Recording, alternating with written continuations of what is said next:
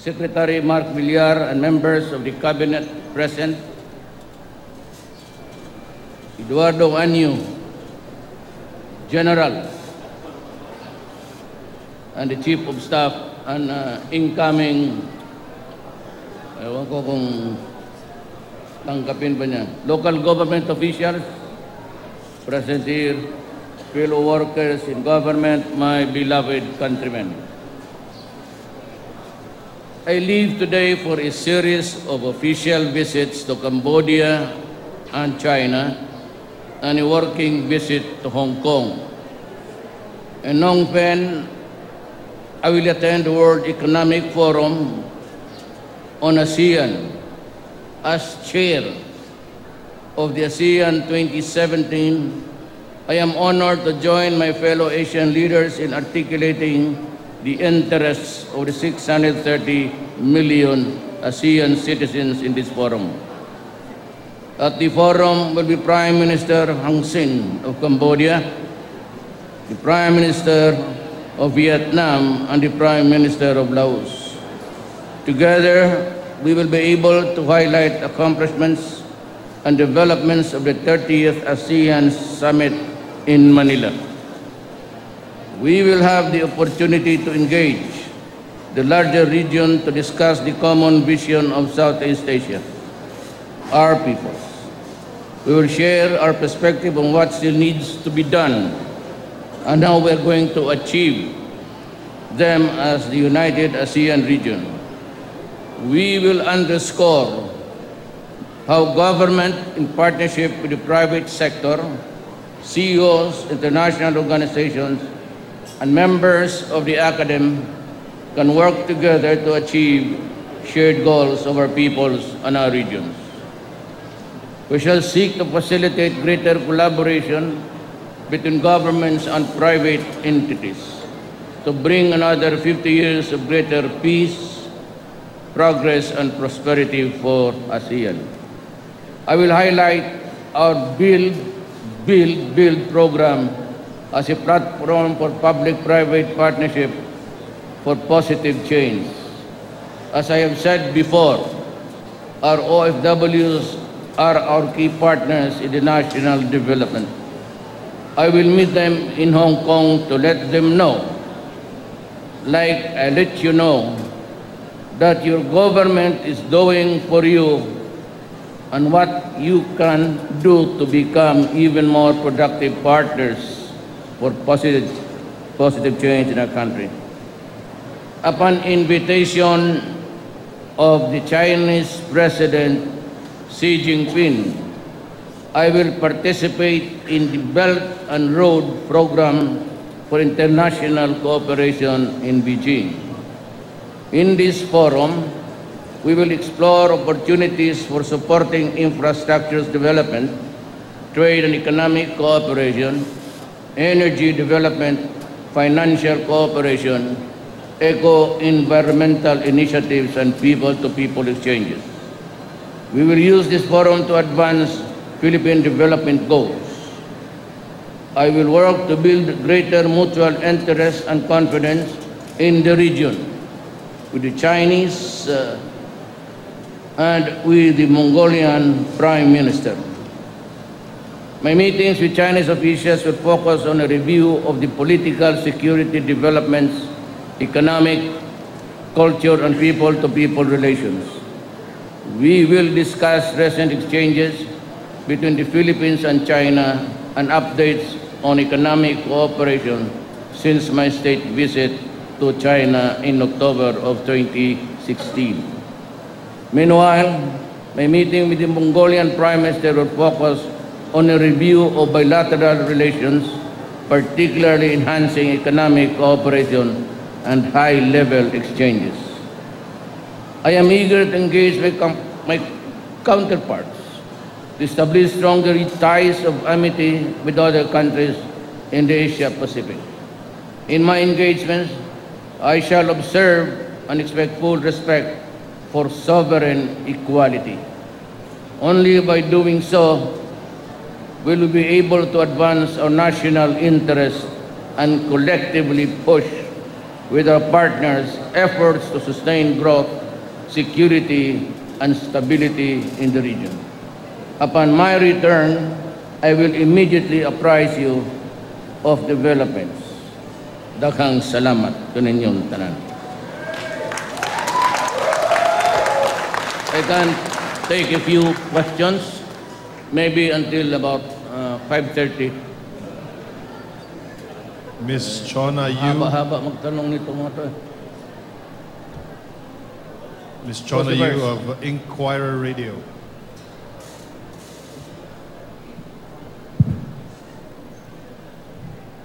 Hi, sir. Good afternoon. Yes, ma'am. Just would like to get your thoughts on the acquittal of Janet Lim Napoles. As a prosecutor, what is the implication of her acquittal on her pork barn scam?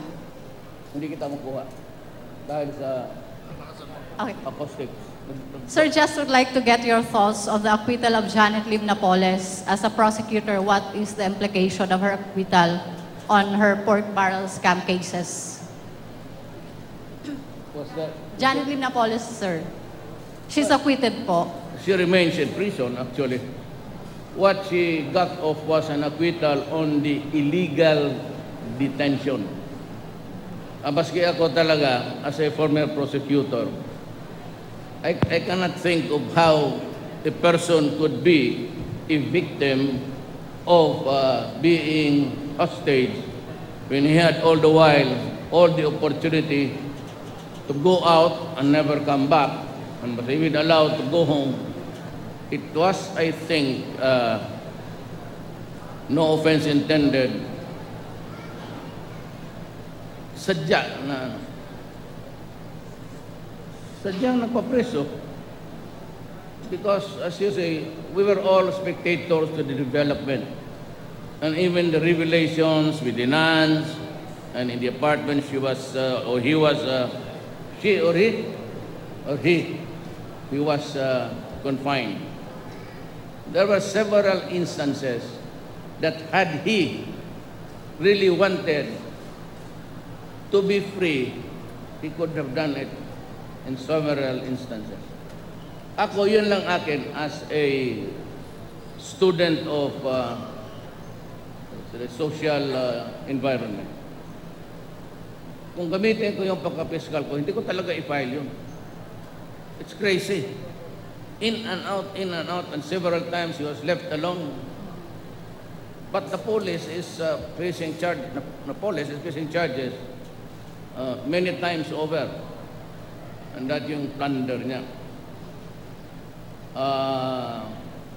As to the question of whether or not she could be utilized as a state witness, there's a law which says that one of the requirements, at least she appears to be the least guilty.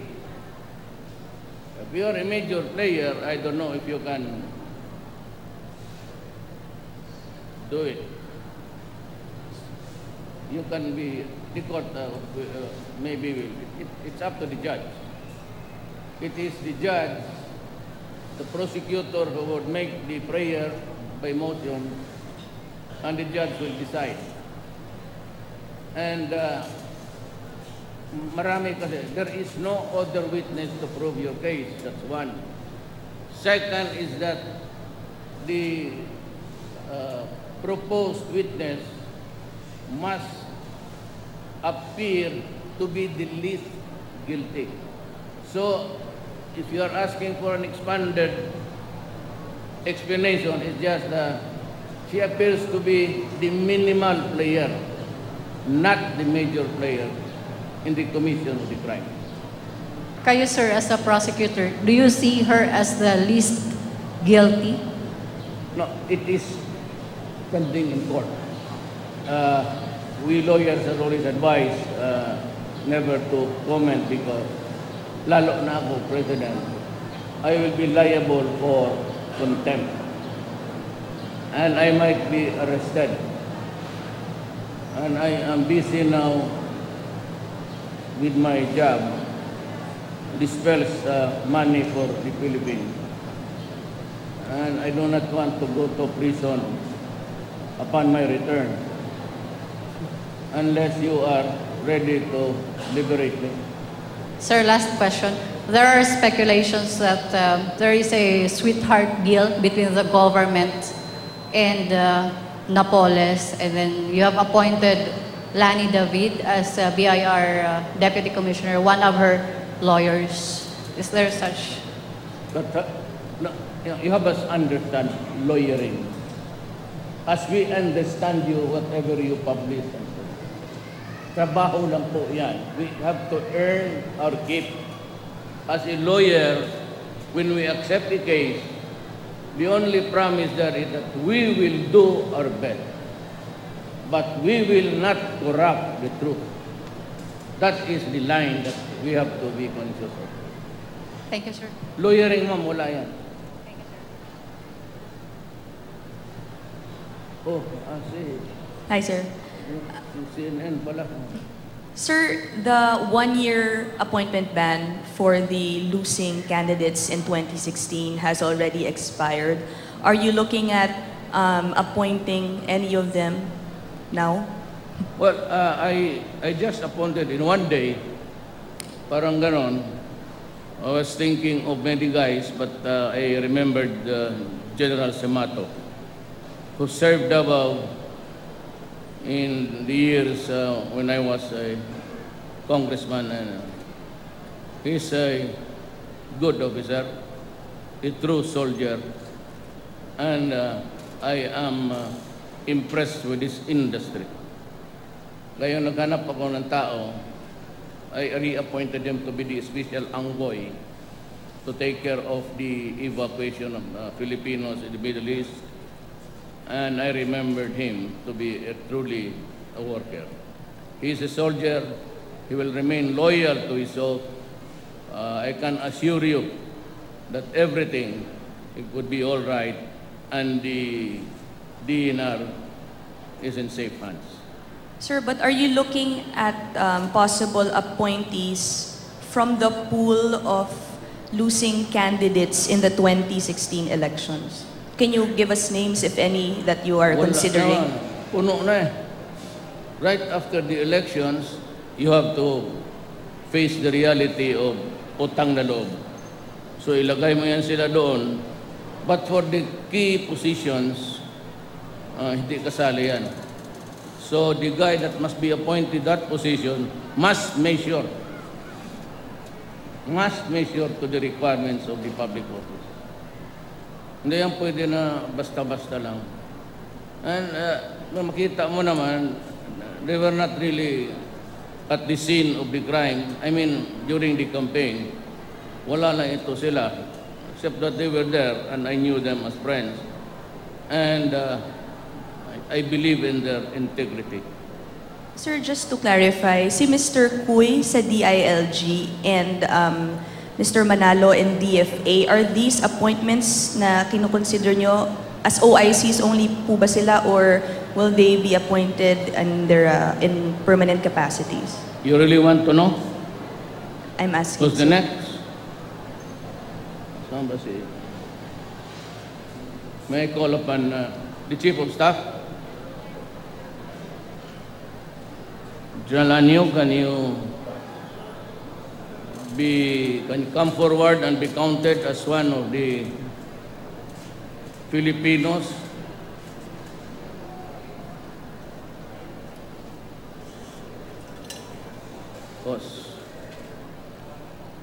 Sir, tinatanong ka kasi makulit yan si... You are now facing the next DILG Secretary.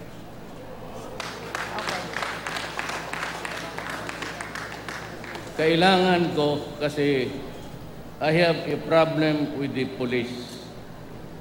And a military man, halos pareho-pareho lang yan ng, except that the police can really, mahirap ang police ngayon. I was reading, coming here, another spot report of 4 policemen, again, kidnapping, putang ina talaga ito, mga police na to.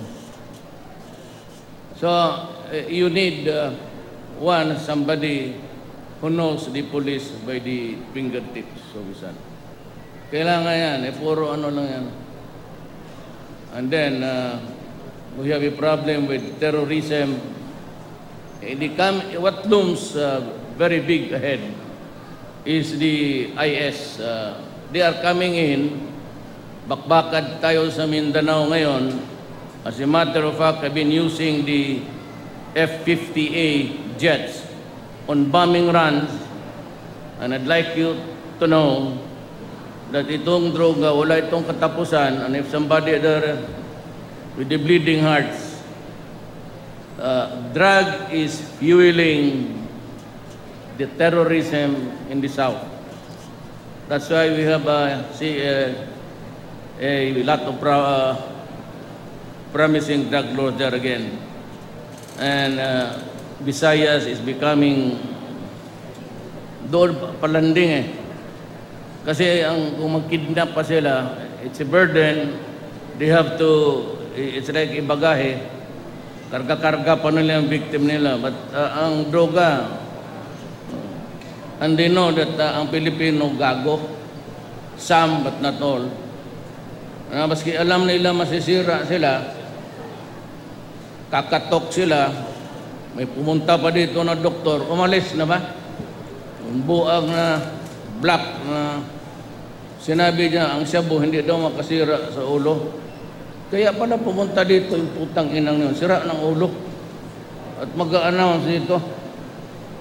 I was just listening to one of the stations and I heard the idiot, another idiot in this planet.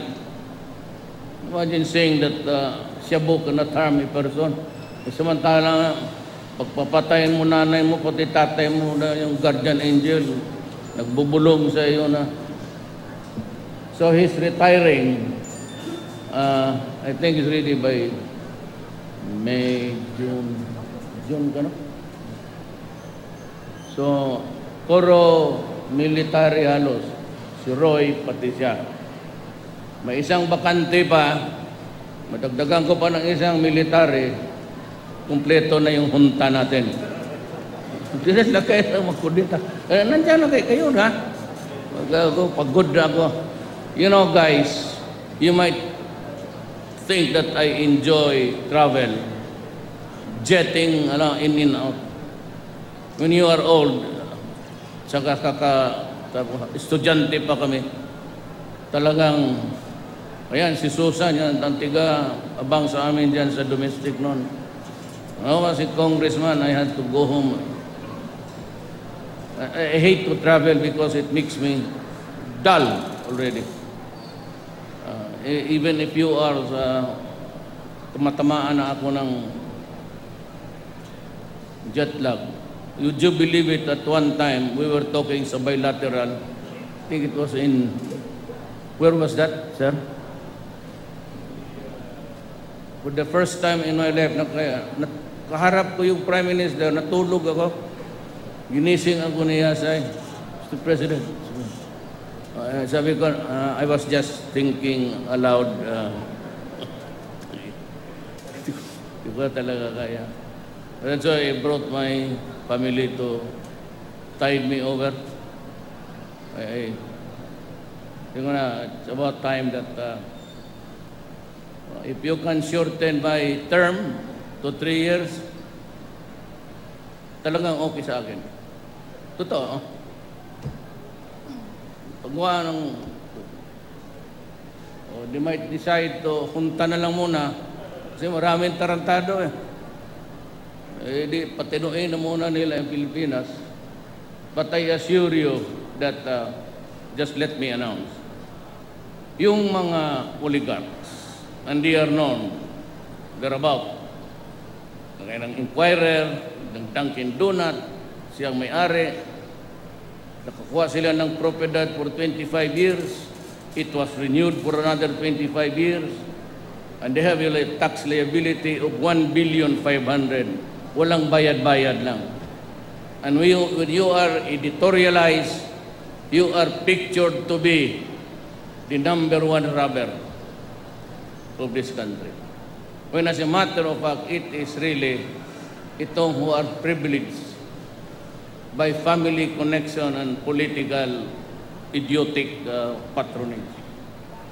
That is tatasanong binggan sa I will recover, and I am appealing to all Filipino, the oligarchs. Talagang sisirain ko kayo. Return the property of the people and pay your tax. Because I need it to build houses. Yung ang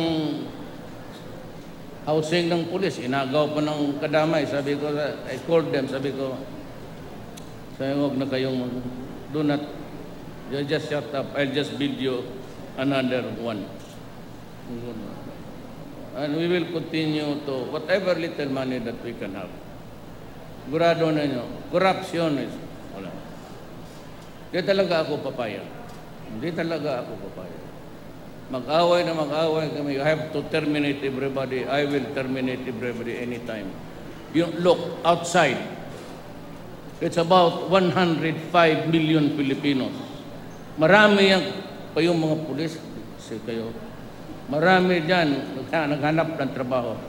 There are a lot of criminality graduates. Ano ito? Criminology?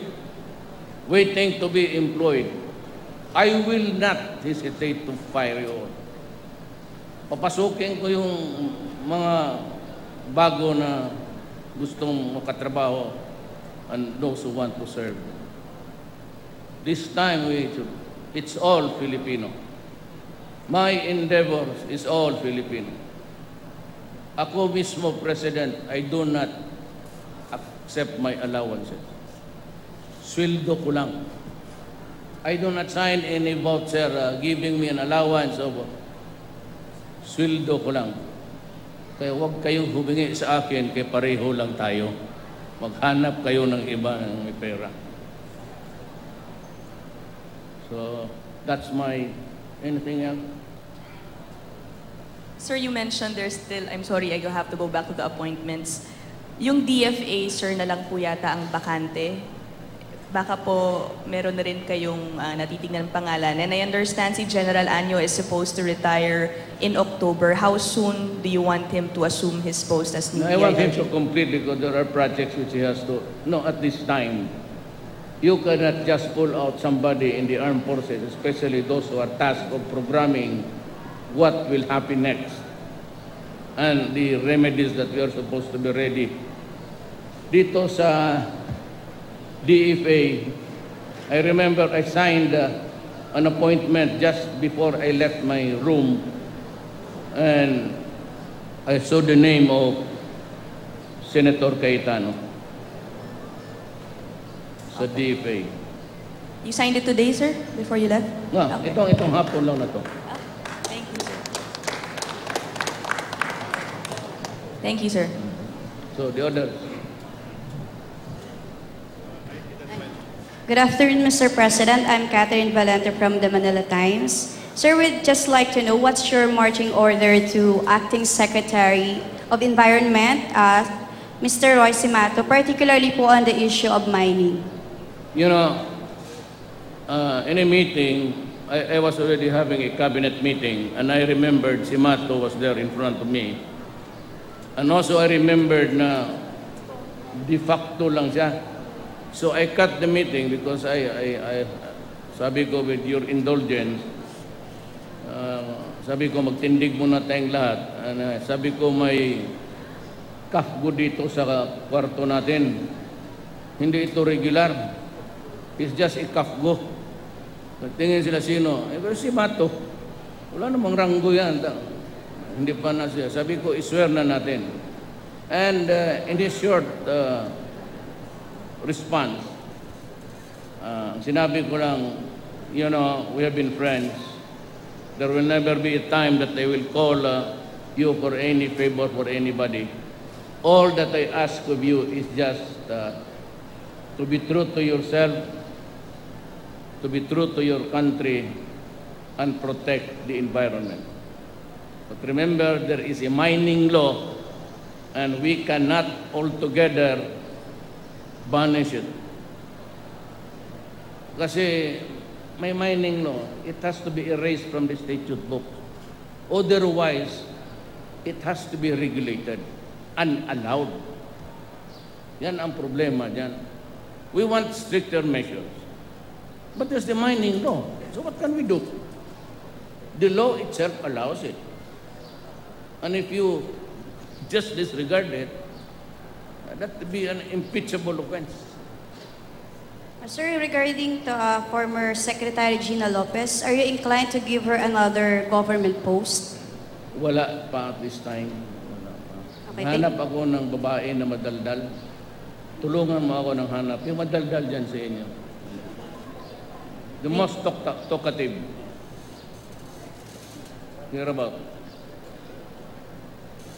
Good afternoon, Mr. President. Yes, ma'am. Sir, may Twitter post po si UN Special Rapporteur Agnes Callamard last week na yun daw pong shabu ay hindi raw po nagdudulot ng violenteng reaction sa gumagamit nito at yung shabu raw po ay wala raw pong masamang epekto sa isip ng isang tao. She should go to a honeymoon with that black guy, American. They should, I will pay for their travel. They should be together and discuss between silang dalawa. Kasi kung ang shabu mabuti, ma'am, kung ang shabu is really in consonance with their pronouncement, siguro beginning tomorrow maglagay ako ng mga ano dyan. Puno ng shabu yan. Dyan sa kanto. Kuha ka lang. Tapos pagdating ng mga media, pag nakursunadahan mo, sige report, di patayin mo. Ay, you know, kung makapabuti yan sa Pilipino, ma'am, binigay ko na yan. Sa totoo lang. Ako na mismo ang magpaluto ng instead of pulbura sa Bulacan. O yung sabay ko sa pulbura. Sabay krake, paluto ko shabu. Ako na ang maglagay dyan sa sari-sari. Free. Ay, meron pa pong mga reports na si Miss Callamard daw po ay may kaugnayan po sa American-Hungarian billionaire George Soros. Dahil po naging... George Soros is really the owner of itong... Open Society Foundation. Siya yan. Ngayon, itong projected nila, I will resist it. Why? They have prejudged shabu and announced, scientific, na it is not a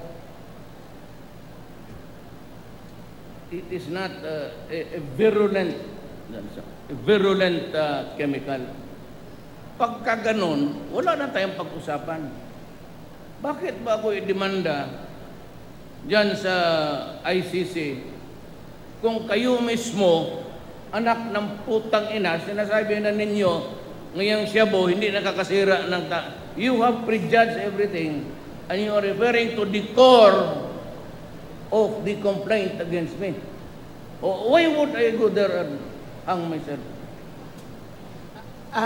Sa pagpunta po ninyo sa Russia sa May 25 po, hihilingin niyo po kay President Vladimir Putin na hihingi po ba kayo ng payo kung paano po niya ginawa yung pagban ng Soros-funded NGOs sa kanilang bansa, katulad din po ng ginawa sa Hungary ni Prime Minister Viktor Orban? Yes. We are a little bit freewheeling on democracy dito. So, it would look bad really para tuloy may tinatago ka. Just let them in and let them have their time. Gaya nung black doctor, o tingnan mo anong pinagsasabi ng ulol na hindi daw and as a matter of fact, it's an American forensic study that it shrinks the brain of a person. Hindi naman atin yun eh. And this guy disagrees with his government and begins to talk here. And the tragedy, I have not heard there, na ang shabu para sa kanila, hindi cannot affect the mind of the human being. That's all bullshit. That is why I will not talk to them, because my experience until now, and 23 years ago when I became the mayor of Davao City, was always a lot of violence and killing because of Cebu. Thank you po, sir. Sir, good afternoon. I have two questions. First, we see si Madam Hanilet and Kitty are here. Magkakaroon po ba kayo ng R&R, bonding time with your family? Yes, because it's vacation time, and I said I find it hard to. I have some medications to take. I do not want these nurses na police na pasok-pasok sa kwarto. So Hanilet is a nurse, and she can very well take care of me. I mean, I would rather have my wife giving the medications. Kasi, strangers, they go in and out. Alam mo, pala pag presidente ka, na yan, kukunan ka ng BP, kasi wala kang sakit. Kukunan ka ng pulso, tapos lagyan ka na yung oxygenation meter, wala ka talagang nasa pasyente. Tapos susulat nila yan. Because they are required by law to do that. Kasi wala kang sakit, hanapan ka ng sakit para mamatay ka. That's the idea there. Magkasawa ka. Kakasawa ka sa... Sir? It's an extravagant attention. Just because you are president. Kung panahon mo na talaga. Madala yan ang blood pressure niya. When it's your time, it's your time. Sir, on another note, the U.S. Embassy issued another travel advisory to its citizens regarding reports na baka may kidnapping sa Palawan. Any assurance na... Well, we have spruced up the place, both physically and the strength of the security forces. My order to the security forces is to shoot them on sight. Patayin. Do not waste your bullet, tapos we take care of them sa hospital. Expend your bullet to finish the problem. Because it is really a problem. It is a problem of security, law and order. Pag nag-enkwentro kayo, patayin mo. Marami tayong Pilipino. Next year, madagdagan to, mga 125 million na tayo. We can always replenish the supply. Huwag kayong do not worry. Mr. President, our last question is from Joseph Morong of GMA7. Hi sir, para Yes, po my sa inyo friend. na manggaling yung appointment, regarding the appointment of Ms. Mocha Uson. Ni sino po? Kay Mocha Uson, sir. Si Mocha? Yeah. Para sa inyo na po manggaling, sir. Whose idea was it? And Mine. Okay, sir. Mine. Well, there's nothing wrong with the woman or the girl. She's bright, she's articulate. And if it's just a matter of dancing, she was not dancing naked. She was during the campaign. A little bit sexier than the other. But that does not prevent anybody to deprive her of the honors that they deserve. It's a matter of intellect. Yung pagkasayaw niya, hanap buhay yan eh. That's hanap buhay. There's no law which says that if you expose half of your body with shorts and a bra, you are disqualified from being the president of the Philippines. There's really no. At utang na loob po yan sa kanila because they offered their services free. At the time when wala akong pera, because they believe in me. Now it's my time to believe in them. And you can listen to her, you can debate with her. Tignan mo yung Facebook, and she can have a very structured mind. So what's the problem? Sir, thank you for your time and have a good flight, sir. Every Filipino should deserve a chance wherever or whatever. Walang problema yan sa akin. Thank you so much, Mr. President. Thank you so much. Daghang members of the salamat press. at ingat kayo ha. There's a committee to take care of you. It's Attorney Kitain, Roy Simato, and Justice Secretary Vic Aguirre. They would be the caretaker sa gobyerno. Huwag kayong there is Simato. He's very good. Salamat.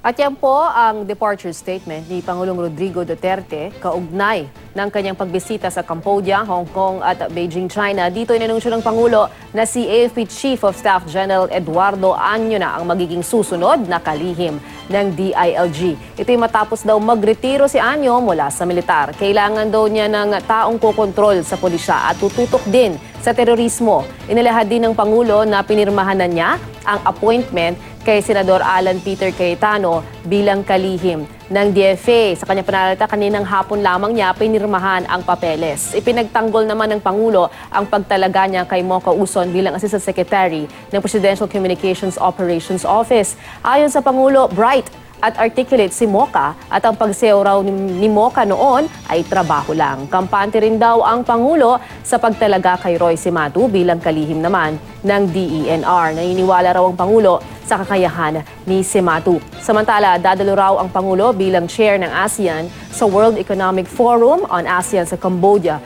kung saan inaasahang tatalakayin ang regional issues. Itataguyod daw ang Build program sa mga private partnership. Sa Hong Kong naman, makakapulong ng Pangulo ang mga OFW. Sunod dito, lalahok ang Pangulo sa isang infrastructure forum sa Beijing, China. Sa imbitasyon daw ito ni Chinese President Xi Jinping. Nakatanda rin daw makipagpulong ang Pangulo sa Mongolian Prime Minister. Iginit pa ng Pangulo na isusulong niya ang sovereign equality sa kanyang mga pulong sa China. Samantala, tinanong ang Pangulo kaugnay ng pag-absuelto kay Janet Lim Napoles sa kasong serious illegal detention na isinampa ng whistleblower na si Ben Hurluy. At ayon sa Pangulo, hindi raw niya maisip kung paano naging bihag ang isang tao kung may pagkakataon naman daw itong makatakas. Paniwala pa ng Pangulo, tila sadyang nagpabihag si Luy. Samantala, tinanong rin si Pangulong Duterte kung meron ba siyang itatalaga sa mga natalong tumakbo sa eleksyon noong 2016, pero sagot ng Pangulo sa ngayon ay wala na at puno na raw ang posisyon. At yan po ang ating live coverage. Tutok lang dito sa GMA News TV para oras-oras. Alam mo, ako po si Lala Roque. Magandang hapon.